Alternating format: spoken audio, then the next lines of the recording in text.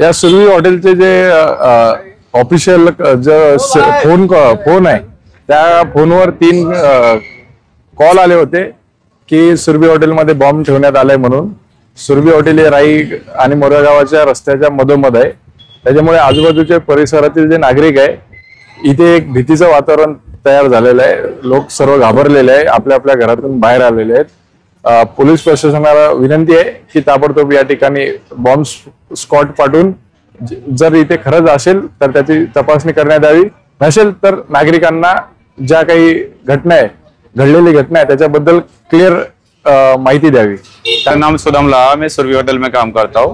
आज शाम को 7 बजे कॉल आया था, व्हाट्सएप में कॉल आया था। उन्होंने बोला कॉल करके जो आपका होटल में बॉम्ब है, होटल खाली करो, इतना ही बोला और कुछ नहीं बोला। होटल में क्या आज होटल पूरा बंद ही पड़ा हुआ, अभी तक चालू नहीं है, पूरा होटल खाली।